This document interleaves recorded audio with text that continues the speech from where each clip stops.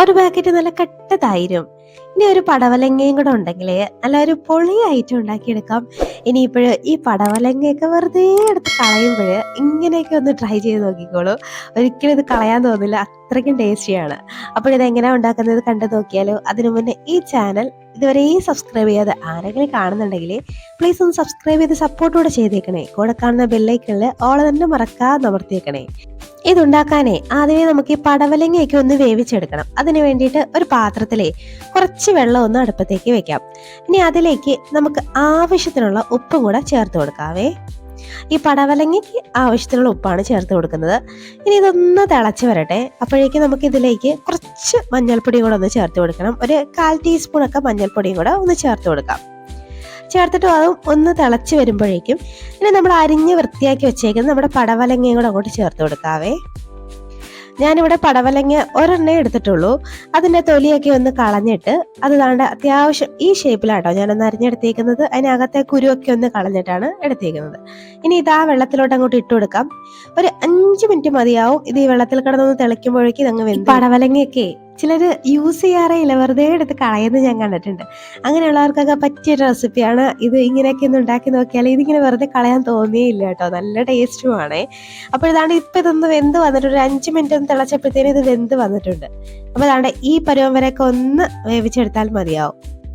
അപ്പോഴേ ഇനി നമുക്കിത് ഈ വെള്ളത്തിൽ നിന്ന് അങ്ങോട്ട് മാറ്റി എടുത്ത് വെക്കാം. ഇനി ഇത് അങ്ങോട്ട് മാറ്റിയെടുത്ത് വെച്ചിട്ട് ചെറിയൊരു മസാലക്കൂട്ടൊന്ന് റെഡിയാക്കണം. അതിനുവേണ്ടി ഒരു മിക്സിയുടെ ജാറിലേക്ക് ഒരു കൈപ്പിടി തേങ്ങ ഒന്ന് ഇട്ട് കൊടുക്കുന്നുണ്ടേ. ഒരു കൈപ്പിടിയൊക്കെ മതിയാവും. ഇനി അതിലേക്ക് ഒരു പച്ചമുളക് ചേർത്ത് കൊടുക്കുന്നുണ്ട്. പിന്നെ ഒരു ടീസ്പൂണോളം ചെറിയ ജീരകം ചേർത്ത് കൊടുക്കുന്നുണ്ട്. എന്നിട്ട് വെള്ളം ഒന്നും ചേർക്കാതെ ഒന്ന് ക്രഷാക്കി എടുക്കാം.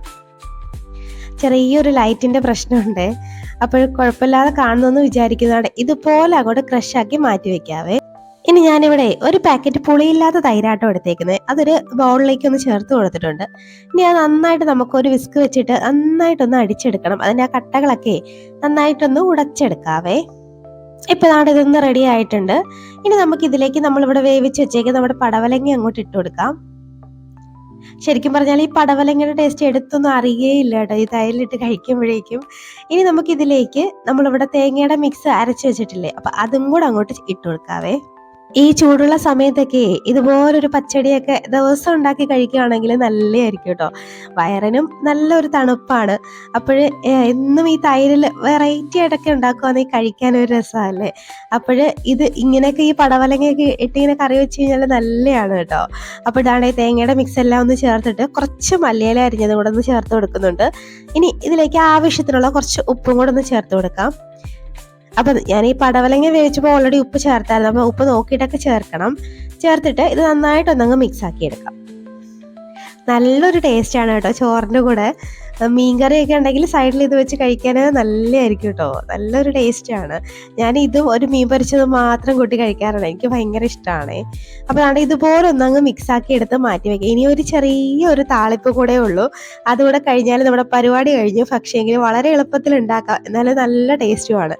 നിങ്ങൾ ഒരു വട്ടമൊക്കെ ഇങ്ങനെ ഉണ്ടാക്കിയാൽ വീണ്ടും വീണ്ടും ഉണ്ടാക്കും കേട്ടോ, അത് ഉറപ്പാണ്. അപ്പോൾ ഇനി താളിക്കാൻ വേണ്ടിയിട്ട് ഒരു ചട്ടി ഒന്ന് അടുപ്പത്തേക്ക് വെച്ചിട്ട് അതിലേക്ക് കുറച്ച് വെളിച്ചെണ്ണ ആഡ് ചെയ്ത് കൊടുക്കാം. ഈ വെളിച്ചെണ്ണ ഒന്ന് ചൂടായി വരുമ്പോഴേക്കും നമുക്ക് കുറച്ച് കടുക്, ഒരു 1/2 ടീസ്പൂണോളം കടുക് ഞാൻ ഇടുന്നുള്ളൂ. അതുകൂടിട്ട് ഒന്ന് പൊട്ടിച്ചിട്ട് ഒരു വറ്റൽമുളക് ഒന്ന് 2ആയിട്ട് കട്ട് ചെയ്ത് അതും കൂടെ ചേർത്ത് കൊടുക്കും. അത്രേ വേണ്ടുള്ളൂ കേട്ടോ. ഇതിന് അധികം താളിപ്പിനധികം വേണമെങ്കിൽ കുറച്ച് കറിവേപ്പിലയും കൂടെ ചേർക്കാം, ഞാൻ ചേർക്കുന്നില്ല. ഇനി ഇത് ചൂടോടെ തന്നെ നമ്മുടെ തൈരിൻ്റെ മിക്സിലോട്ട് അങ്ങോട്ട് ഒഴിച്ചു കൊടുക്കാം. അതോടെ നമ്മുടെ പരിപാടി കഴിഞ്ഞു കേട്ടോ. അപ്പോൾ നല്ല സൂപ്പർ ടേസ്റ്റി ആയിട്ടുള്ള പച്ചടി ഇവിടെ റെഡി ആയിട്ടുണ്ട്. ഇനി ഇതേ ചൂടോടെ തന്നെ നമ്മുടെ ചോറിലങ്ങോട്ട് ഒഴിച്ച് കഴിക്കണം മക്കളെ. പൊളി ഐറ്റമാണ് കേട്ടോ.